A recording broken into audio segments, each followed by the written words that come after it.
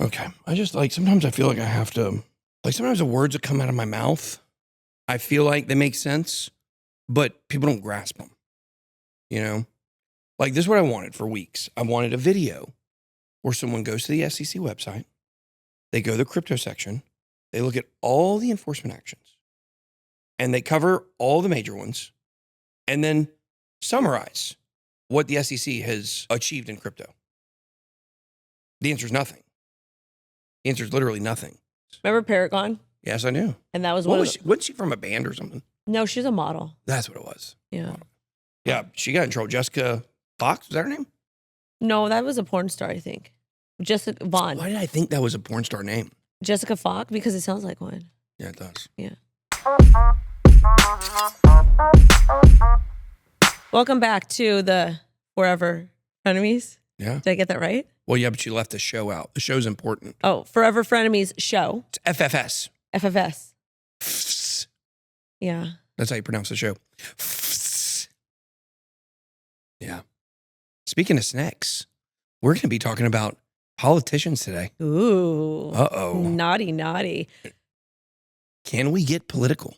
I think we should. Okay. Just so the audience knows, I'm really down the middle. Just as I'm very much of the ideology, live free, harm none. You want to have a good life, enjoy your life, great, but just don't bring anybody into your mess, Yeah, I mean, everybody probably knows where I stand. I lean pretty hard one side from a policy perspective, but, we can all have different opinions, and it is what it is. But I think the bigger problem is not, our two-party system is a problem. Well, it's really a one-party system. Exactly.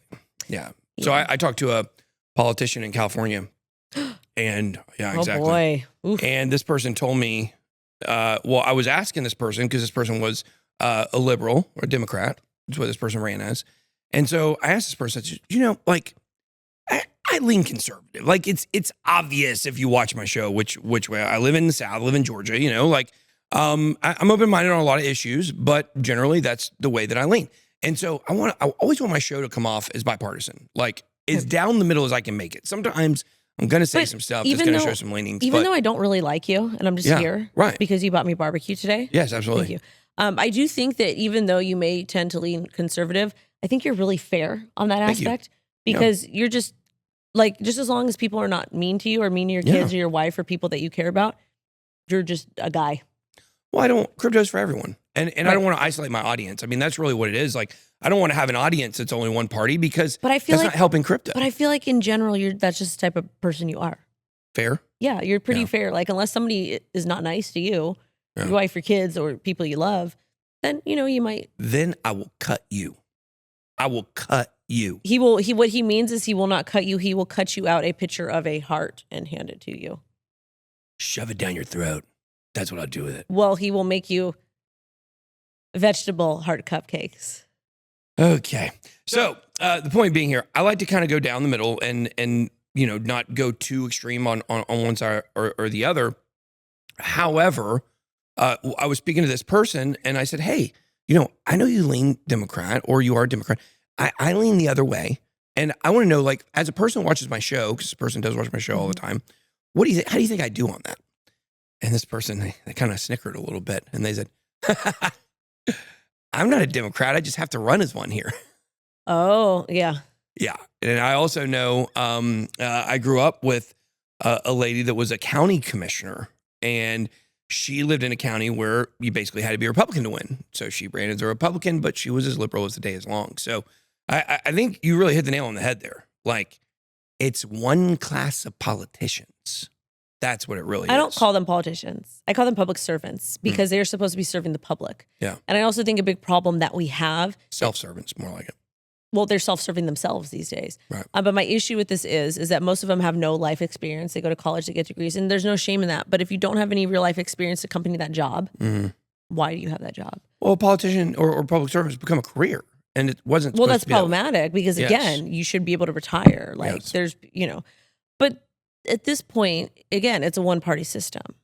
And a lot of the extremisms that we see are just kind of weird. And then we have one side hating the other side.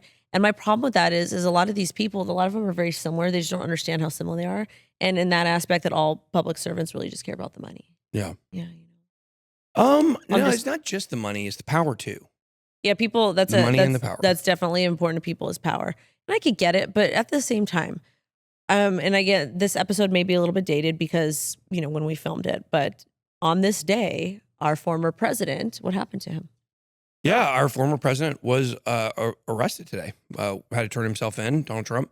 This is probably old news to everybody who's listening right now, but I think really what it speaks to is the changing guard of our politics right now. It's becoming so contentious that really being a politician used to be seen as safe. Like you get in, you rub shoulders with important people, all the people that arrest people and are in charge of arresting people, and you're kind of able to walk the line. And if you get in trouble for doing something, like you took a bribe, well, I know the regulators. It's fine. It's like a good old boys club in a lot of senses. Like crypto sometimes. Like crypto sometimes, yeah. I'm not in those clubs. I never was. Yeah, no, you're not. No. I had a club when I was a kid. It was called the No Girls Allowed Club. Well, I'm just kidding. I never went through that. I always liked girls. Really? Yeah, I never went through that girls have cootie stage. Okay. Now, they never liked me growing up. Don't get that confused. I was not a playa. I wish I could have been. But Amanda Biffle broke my heart in the second grade, as we all know. Biffle. Amanda Biffle. Was she related to Greg Biffle? You would have to think somewhere down the line. You'd have to think. I don't think that's her last name anymore, but okay. She turned me down in the second grade. It happens. It was good. Made you the man you are today. Huh? Well, people ask, why do I have a chip on my shoulder? And it still goes back to that Valentine's Day in second grade. She gave everybody a Valentine's Day card. I brought her a special one that had the slot for the sucker. And she didn't give me a Valentine at all. It was mandatory you give a Valentine to everyone in the class for equality purposes. And she left me out. Well, you know what, Amanda? This Lambo's for you. I know we're going to talk back to what's going on in America, but super funny. There's this boy at school because the boys bug my kid. Yeah. My daughter. Boys used to bug me too, since kindergarten. And this one boy has been bugging her for months and months and months. And I was like, Mia, he's got a crush on you. She's like, no, he doesn't. So you know what she did? What? She went to school and asked him. She walked up to him and said, my mom said you have a crush on me because you won't stop touching me and talking to me and making fun of me. Do you have a crush on me? And he's like, no. That's hilarious. And so she came back home and told me, but I thought how fun, how much courage, who does that? Well, I know someone who does that. That's my wife. So actually, we went on our first date. So she was my college admissions counselor. So I was on the phone with her, and I hung up for the first time where she was telling me I got accepted into college. And I immediately looked at the two people next to me. I said, I'm going to marry this girl. I know for sure. Aww. Yeah. And so I go up there for the college visit, and did you see her before? Or?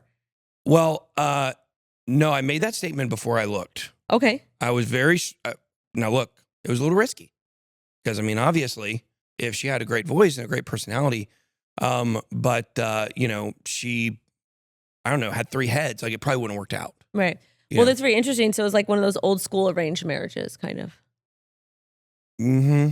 Yeah. The stars arranged it, I guess. Yeah. You could say the Lord above. So we go on this date. We go to a little town called Clarksville in Georgia, and we go to a gazebo. We've been to coffee. We go to the gazebo. And during this time, she tells me she's never been on a second date with anyone. She was 24 years old. She had never been on more than one date with anybody. And so I'm thinking, what is she trying to tell me I ain't got a shot here? So we're sitting there in the gazebo, and she goes, I've only been with this girl for 2 hours. She goes, are we going to address the elephant in the room? Do you like me or what? She literally said that to me. I love it. Yeah. And I guess that doing things like that is why she couldn't get a second date. I think she actually turned down all the second dates. I think she could have had them. Yeah. But so that really reminds me of her. I was shocked. Can you imagine? That's crazy though. Being on the other end of that. Yes. Yeah. Did that catch you off guard? Very off guard. Did it knock you? I still think about it. But did it knock you down a couple pegs? It did, but it also it eased the tension of what are we doing here? Because when I asked her out, look, I wasn't the confident guy that I am today. I think you're full of it. I think that you've always been full of yourself. I was confident, but I wasn't as confident as I am now. He is the most. He's got so much. You're just full of yourself. Well, thank you. I think It's not a bad thing. It's just funny. It's like, yeah. And they're laughing. So, when she said that to me, I thought to myself, okay, this is good because like I kind of asked her out under the pretenses of like, hey, I'm new in the area. We could be friends. We could hang out. Like I didn't say, hello, this is a date and I want to kiss your face. Like I didn't say that. So You kissed her face later though. Not that day. Okay. Oh no. There was no kissing for quite a while with this one. She was, I mean, I'm obviously very kissable, as everybody knows. But yeah, she takes things very slow. So we got married in 6 months, so not that slow. But I just thought to myself, this is good because like I was very vulnerable when I was answering that question. Mm-hmm. Because I was like, well, I have to say that I like her and like this is a date and like, right. you know, because if I don't, then I'm going to ruin that. So I threw it out there like very like, yeah, I do like you like more than friends, you know, for sure. And after that, it just eased everything because she's like, okay, cool. Me too. Basically is what she said. So could you imagine not liking me? Of course. Well, you did not like me when you first heard about me. Well, I didn't like you because you were, I was jealous because you were growing faster than I was. All right, let's take this back a notch. Yes. So your wife basically was very transparent with things. Yeah. So I guess we can bring that back to politics and the lack of transparency. Yeah, they just don't. They never say what they mean. Right. They never say what they mean. How many times and again, you guys, red versus blue, at this point, like, and that's fine that you're super conservative. Yeah. My daughter's father, very conservative. You would actually look at him. Well, you've met him before. Yeah, of course. He does not look conservative, in my opinion. Well, if I saw him in California, I would assume he's not. Yeah. But the way that he looks, like with the type of tattoos and stuff he has, he doesn't look conservative. And his family, they're super conservative too, like super, super Latino conservative. Like really? Very, very. Well, I wear my Pope hat most places. So that's how people know. Huh? My Pope hat. Oh, okay. They know I'm conservative.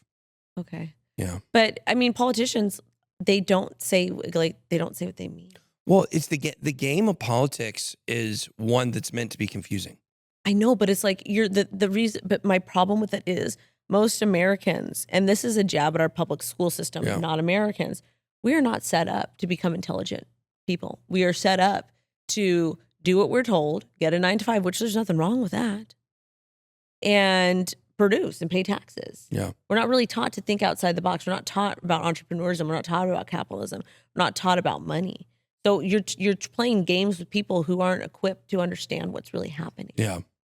Yeah, I agree. I mean, obviously, you look at our school system, and it is certainly like the fact you don't learn how to budget in school. Like, that's crazy. And then even if you look at our college system, like college is, you know, more like a job than it is like school. I don't know how it is in other countries. I don't know if maybe their elementary schools feel like a job. But I know I really struggled when I first got to college. I went to Kennesaw State locally here for 3 years. When I was 18, 19, 20, I got 1 credit in 3 years. I lived on the campus. It was in soccer. I just couldn't get up and go. Like, I didn't want to go to class. And then I wouldn't do my work and I'd start falling behind. And, you know, I was running on my own, doing whatever I wanted all the time. So it was like, it wasn't important to me. But later, after I became a responsible adult, college was so easy because it was like a job. And I had done jobs and I have a good work ethic. So I learned how to do it like that. And I think that, like, I think our college education system is missing so much too, as well. It's all based around how many classes can we suck out of this person so they can pay us. Well, the interesting thing is when I worked in healthcare, you don't get raises in healthcare. Mm-hmm. You don't. If you want to raise, you got to get more education. Okay, fine. Yeah, Jesus raised Lazarus. Anyways, so you got to go. That was urgent care. So for nurses, you start like at a CNA and then you do whatever. Or medical assistants, I don't even know anymore.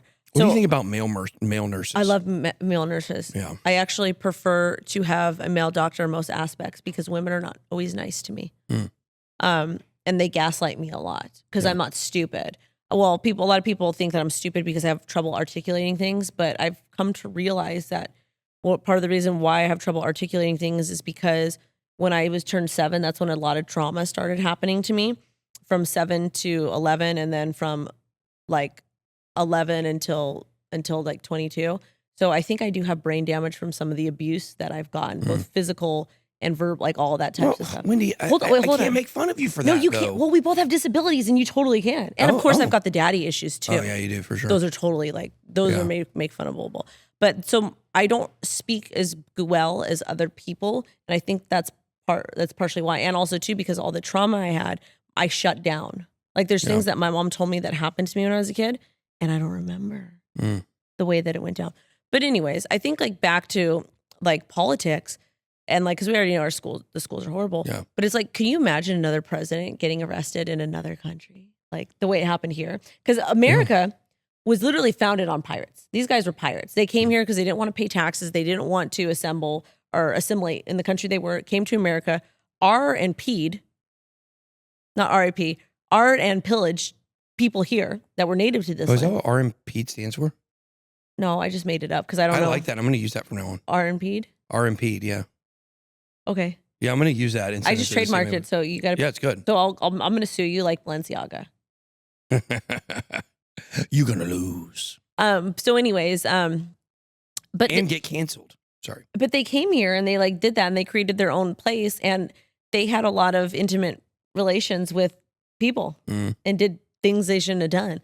So I just not understanding what the significance is here between that, like why they decided to arrest him or whatever they're doing. But I know that presidents from leaders from other countries are like laughing at America. Like they're like, well, because our political system has become an absolute clown show. Like in every way imaginable. So like your state governments don't operate this way. Your state governments aren't arresting everybody, but it's the national government, the federal government. It's got people that stay there the longest because that's where you want to work up to. And then you stay there. And like this precedent that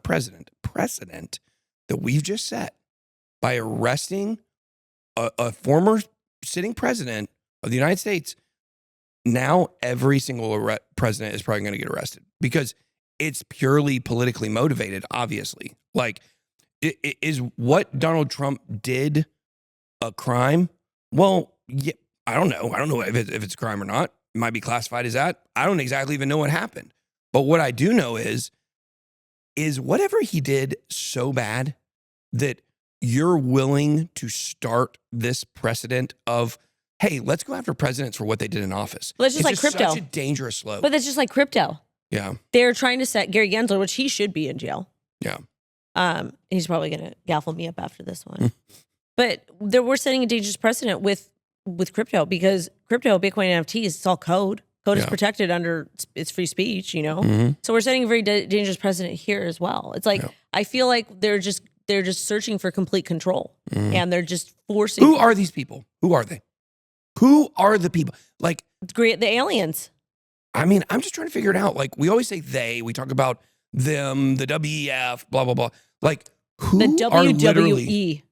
Yeah, I love the WWE. Me too. Yeah. I grew up watching this. Yeah, wrestling videos are what I watch on YouTube mostly. Now I don't watch current modern. I would watch nostalgia, but I think that when it comes to what we've done here, like we've really made it dangerous. Like, is what he did paying some money, which he could easily just replace, to this girl that he supposedly slept with, whatever?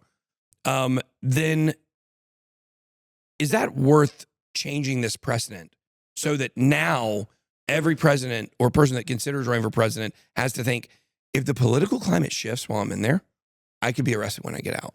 Well, that's scary because that's what they do in third world countries. Exactly. And the reason why I say third world countries is because America is turning into that. You've been to LA recently, right? Mm-hmm. Well, we have parts that are. Well, hold up. You've been to LA recently, right? Mm-hmm. So you've seen all the 10 cities. Oh, yeah, for sure. Oh, yeah. Yeah. Now, we don't have that in Atlanta. In Atlanta, we don't really have a lot of homeless people. They pushed them all to the outside of the city. Yeah, I mean, and we have that rule. Like we have one of those laws where you're not allowed to give homeless people money. Really? Mm-hmm. They have signs all over the MARTA station saying, like, why you should not give money to homeless people. And now, look, on an individual one-on-one basis, like I understand, like you see somebody that's struggling, you want to help them, you pay them money. But as a, I don't know what you would call it, as a people group, as a culture, homelessness, the public feeding that money train is what pushes them into the city to constantly ask for money. When they go outside of the city, they survive just fine for the most part. I have been homeless before. I have too. Yeah. Like I have been homeless, but not to the extent where for years I'm outside. So like I'm speaking from a perspective of like, this is just what I read and this is what I see. I mean, I haven't lived that. Well, a lot of the clientele that I had when I worked back in healthcare, some of them were homeless, and the vast majority, and even when I worked in the thrift store, that's a story for another show. But when I worked in the thrift store too, a lot of my clients were homeless, and there was a lot of mental illness there. Oh yeah, a lot. Like there's this woman, her name was Charlene, and she used to come at the thrift store. She lived kind of close to where my mom lived. Very intelligent woman, spoke English and Spanish. She's bilingual, could speak both. She had a daughter, 3 kids. She was a proud grandma. You could have full conversations with her. She was there, but she liked to do drugs and party. Mm-hmm. So she didn't want, and she made like $2,000 a month, like from her benefits or whatever she's getting. So she had enough money she had enough money at that time. It was like almost 15 years ago to literally live, to either live with her daughter.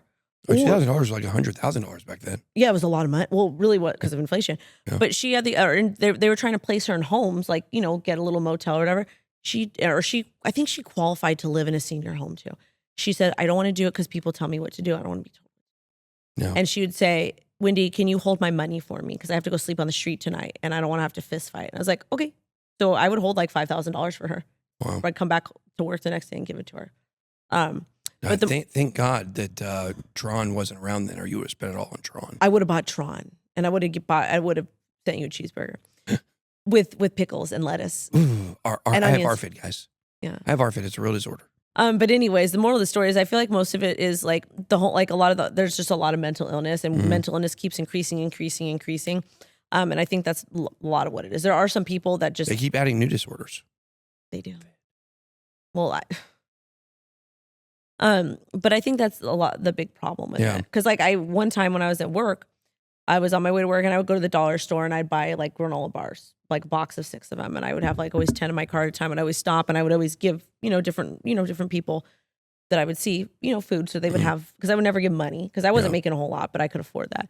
And I stopped, I was getting off the 101, I think it was the 101, going up Santa Monica because I had to get to work. And then I stopped and I says, "Oh, you hungry?" to this homeless man. He's like, "No, I don't really want that." He's like, "What I need to do is hurt somebody so I could go back to jail because I'm really tired and I want to take a shower and sleep." I was like, "Okay, I have to go." So I rolled my window up and I stopped giving after that because I was kind of scary. Yeah. But that's yeah. So yeah. So yeah, I mean, there's definitely parts of the country that are worse than others. And I think what you're seeing there is you're seeing the socioeconomic disparity continue to grow. You're seeing more rich people, more elite people, more people with Lambos. Sorry, y'all. But we're not seeing like we're seeing more homeless people too. We're seeing more rich people. We're seeing more homeless people. The middle class is disappearing. The middle class is slowly or quickly starting to move one of those 2 directions. And a strong middle class is one of the things that makes a strong economy and a strong country, because the middle class has the most options for jobs. I mean, not anymore. Well, right. It's crazy. And let me tell you what they're doing in LA. They just passed a law in LA. And also too, I born and raised LA County. In LA, if you want your child to go to a decent school, when I say decent school, 5 out of 10, which is not a good school at all. You have to live in a decent neighborhood. Decent neighborhoods start at $600,000. And you are getting a 1,000 square foot home, 2 bedrooms, 1 bath. Wow. $600,000. Okay. They just put a tax on houses being sold above $1 million, a 5% tax. So you know what's going to happen? If you sell a house over $1 million, there's a 5% tax. I think the sellers have to pay or the buyers have to pay it. But a lot of people don't. They're like selling their houses like crazy now, like right above or below $1 million. They don't hit that. The crazy thing about it is they're like, "Oh yeah, we're taxing the rich." But guess what ends up happening? The people that were going to buy those $1 million homes, because if you live in a $1 million neighborhood, you are getting like your school's at literally a 5 out of 10. Like the homes that are $600,000, well, hold up though, it gets better. So crazy. So what's going to end up happening is that the people that were going to buy the $1 million homes, they're going to go to the really poor neighborhoods and they're going to gentrify those because they can't afford, they don't want to pay that extra tax. So it's actually backfiring. I mean, that's the problem with a lot of this stuff. And a lot of times with the smoke and mirrors of politics, they make it seem like they're helping you. They're giving you what you want, but they're doing it in a way that's going to screw you down the road. Oh, yeah. I mean, look at inflation. There's plenty of Look things. at the Restrict Act. Yeah. It was a TikTok ban, but it wasn't even about TikTok. And Yeah. I kept telling people, it's not about TikTok. It's not about TikTok. And you're a TikTok user. You know what the funniest thing about it is like, yeah, I see all these kids dancing and doing all this stuff, and I'm laughing to myself. I'm like, you're a pervert then, because that's what you're searching for and that's what you're liking, because the algorithm literally feeds you things you like. You say that you like to watch old school wrestling on YouTube. I guarantee you your TikTok feed is probably like old school wrestling or something like that. Yeah. It's Greco-Roman wrestling from Greece, the original Olympics. Is it? They're all nude. They did wrestle nude back then. They did, yeah. Yeah, that was a joke. But they... Where lost my train of thought? Wrestling. We're talking about the lies that they call it the TikTok ban, but it's not a ban about TikTok. You're talking about I remember where I was. Yeah, I've noticed like my TikTok feed, they used to push the dances, even if you watch them or not. Now, I hardly ever see dances on TikTok. I don't either. Yeah, it's weird. I used to go to a place called Trailer Talk. It's kind of like crypto Twitter. Oh my God. Oh my gosh, it's amazing, Wendy. Dude, Trailer Talk is amazing. Are you on Jasper TikTok? Jasper Talk? No. I'll show you. It's this doll, some woman, I think it's a woman. She has this little Barbie that she made like look all crazy. Yeah. And he talks like this or something like that. And it's just like being like a brat. It's just ridiculous. It's stupid. It makes our choice to be crypto influencers not look as dumb. Well, I'm not saying anything about that lady. I just mean like all the crazy things out there that people do to make money on social media. And like, we're talking about digital money. Cool. Digital money is cool. Yeah, it is. It really is cool. Because it's a savior to all these problems. Well, it is because, and this is why we're getting a specialized CBDC. We're not getting, I forget what the transaction or what Vitalik was talking about. It's ERC something. And it was basically about the reversible transactions that they were doing. I don't remember what it was, but that's what they're going to use for CBDC. And the reason why the CBDC we're going to get is not what we want. They're going to say, oh, you can do your taxes easy. You can get your stimmies, your welfare, whatever it is. But in reality, I still want to be able to see how much my public servants are spending. Because I know for sure. Exactly. I know for sure in LA County, if you want to fix the roads or do whatever, there's like 3 companies that they use that are all related to the people above. Lowe's dad, my daughter's father, is electrical contractor. He could not get a government job if he tried. Because there's only a few companies they allow it to. And the companies that they're giving the bids to do prevailing wage. So basically, instead of paying their guys $25 an hour, they're paying them $50 an hour, which ain't no shame in that, but we're paying for it. Right. When we're fixing the roads, I want to pay the most affordable price ever for the best work. I don't want to pay $5 million when I could pay $3 million. Yeah. They will never show us that. And blockchain fixes that. And I feel like this is all an attempt to just push their narrative and force us to submit. This is where it's heading. Like this is where it's heading to. That's why I always call it technological and financial evolution. Like, blockchain allows us to see what our politicians are doing with our money. And that's why they don't like it. That's one of the main reasons why they don't like it. And you might say to yourself, you might be listening and say, I just don't get it. Like, why do the politicians, like, why, or why do we just not change these rules that allow these people to be? Because they have conditioned us to be lazy. Well, it's because they're in power. Like, let's go back to two-party system here. Republicans, let's say the Electoral College. I think is a great example. Republicans won, or Donald Trump won, not this presidency, but the last one. He lost a popular vote. He won the Electoral College, right? So the thing was, oh my gosh, like this shouldn't happen. They should line up. So we should get rid of the Electoral College. Well, you're never going to get rid of the Electoral College when the party that just won is in power, because they just use that apparatus that you're saying is no good to win. So if the next time it's gone and they run for re-election, that's why a exiting president would have to be the one to do it, but they still want their party to win. They still want their next Democratic or next Republican president. Well, unfortunately, to be a public servant, you also have to be selfless. Yeah, you're supposed to. Certainly not. I mean, Elizabeth Warren's got, what was she worth? $67 million? Or $125 million? I thought it was... I'll look it up right now. Yeah, I don't know. I don't get it wrong. But she talks about that she's for the people. That is the biggest crock. I mean, you want to talk about somebody that is an absolute fraud. It is Elizabeth Warren. Oh, yeah. Do you know what she did? But did you see that John Deaton thread on what she did before she got into politics? Well, she lied about who? No, she was like a billionaire. She was like a billionaire lawyer and legal consultant. She helped billionaires get out of trouble. She was a registered Republican her whole life till she ran. Remember this? Oh, I'm not a Democrat. I just have to run that way where I live. Elizabeth Warren. But of course, neither party wants to claim her. I wouldn't want to. Well, because she's going to stake claim to that land. Was that a Colors of the Wind joke? I don't know. I just know that my daughter's father is just very offended. And he, like, anytime he sees something with her, and he's Cherokee and Sioux, he's like just angry. He's literally angry all the time. He's like, rah, rah, rah, rah. Like, So it says here that she has a $12 million. Now it's $12 million net worth is what this says. I thought it was a lot more than that. That was 2019. Well, I just saw the current number here that came out recently. We were all talking about it on Twitter, but I can't find it now. It's a lot of money. I can tell you that much.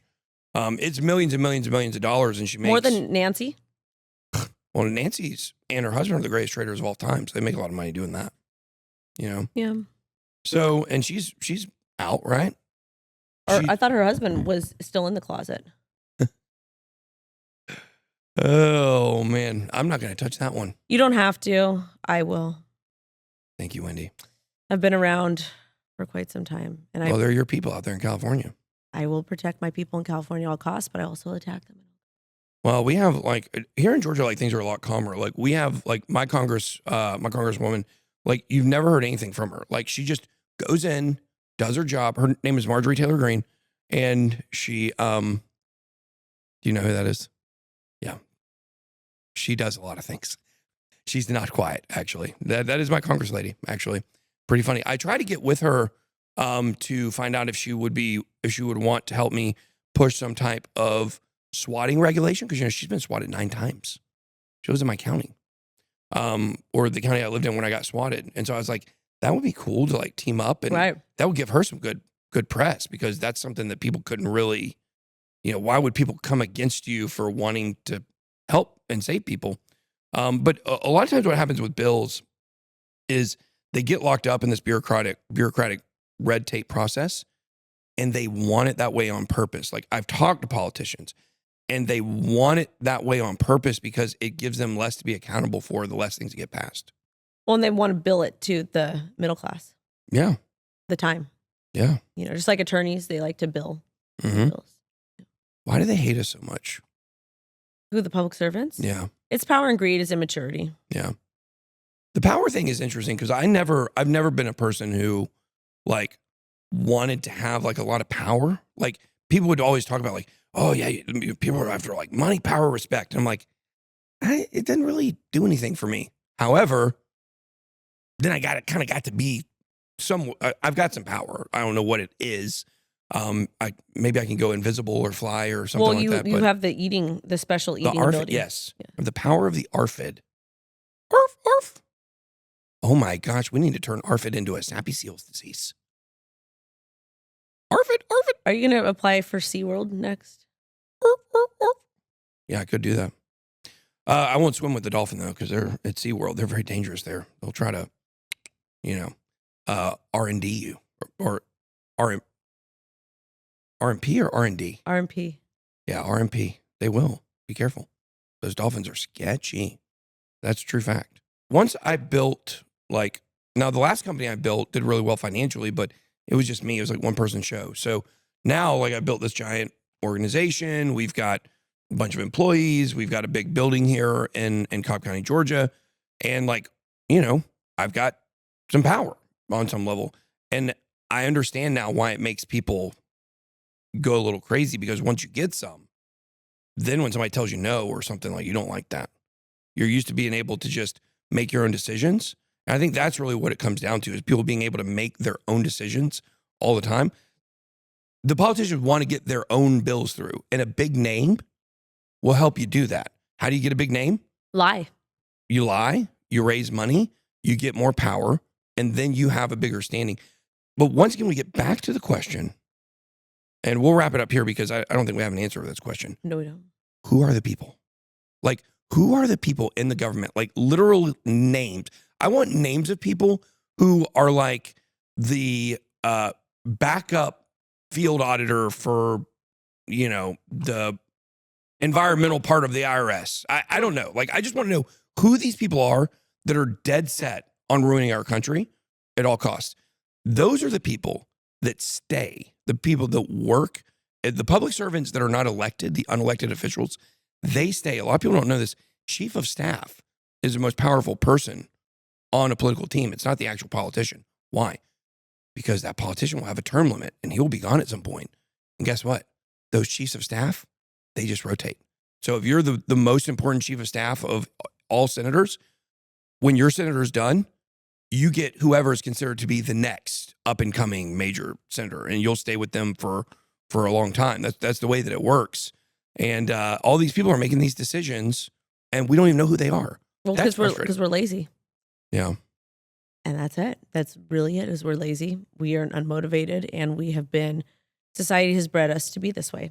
And unfortunately, this is the United States. That's right. Where you can locate and find your very own frenemy. Thanks. This was the Forever Frenemy Show.